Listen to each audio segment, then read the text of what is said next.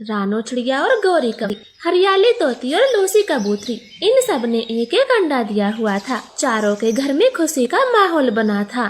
अंडे की मम्मा, क्या आपने हमारे आने वाले बच्चे का कोई नाम सोच लिया है?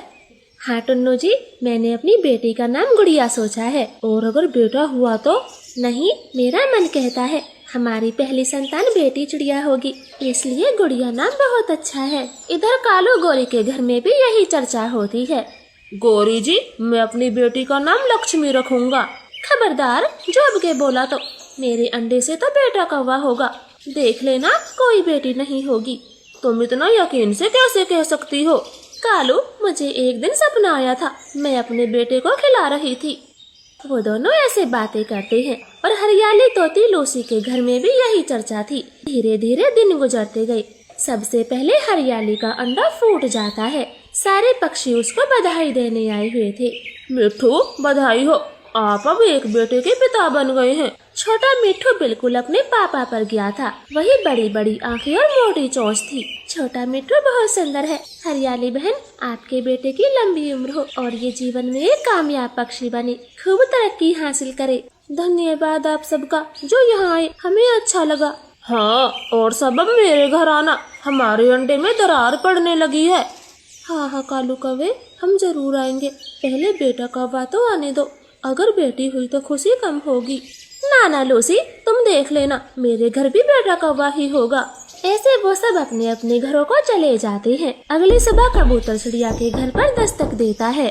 चिड़िया बहन, खुशखबरी है, कालू गौरी के घर बेटा चढ़ा हुआ है। सब उनके घर पहुँच गए हैं, तुम भी जल्दी चलो। ठीक है कबूतर भैया, मैं अभी चलती हूँ। नहीं अंडे की माँ, आप घर में रहे, मैं जाता हूँ कबूतर के साथ। फिर टुन्नू चिड़ा कबूतर के साथ चला जाता है। गौरी कवि तो खुशी के मारे नाच रही थी। बोला था मैंने, हमारे घर भी अंडा होगा। नाचो, सब खूब नाचो, खुशियाँ मनाओ, झूमो नाचो गाओ, मेरा बेटा हो गया। आपके बेटे को किसी की नजर न लगे, बहुत ही प्यारा है। हाँ, लो ये मिठाई खाओ। कबूतर भाई, आप भी खाओ। फिर 2 दिन बाद कबूतर के घर भी एक बेटा बुलबुला होता है। अब सिर्फ चिड़िया का अंडा बाकी था। वो सब एक पेड़ के नीचे बैठे हुए थे। अब तो बस चिड़िया का अंडा बाकी है। हाँ, चिड़िया को भी बेटा ही हो जाए, फिर सब बराबर हो जाएंगे। हाँ दोस्तों, बस 1-2 दिन की बात है, फिर आप सब हमारे घर भी मिठाई खाने आना। ऐसे वो सब चिड़िया के अंडे के इंतजार में थे और एक शाम चिड़िया का अंडा टूट जाता है। उसमें से बेटी चिड़िया बाहर निकलती। बेटी की खबर सुन के उनके घर कोई भी पक्षी नहीं आया था। गौरी, रानो चिड़िया के अंडे से बेटी बाहर आई है। चिड़िया की किस्मत ही फूटी है, बेटी तो होनी ही थी। बेटा ना सही, रानो टुन्नू को तसल्ली तो देकर आते हैं। सबके घर बेटा हुआ है, मगर उनके घर बेटी है, जाना तो पड़ेगा। कबूतर, अब जाके क्या फायदा, बेटा होता तो मिठाई खाने को मिलती। हम तो अब दाने की खोज को जाते हैं, तुम ही चले जाओ। ऐसे गौरी कालू तो भोजन की तलाश में चले जाते हैं। रानो थोड़ा उदास थी। मेरी लक्ष्मी बेटी आ गई, कितनी सुंदर है, किसी की नजर न लग जाए, काला टीका लगा देता हूँ।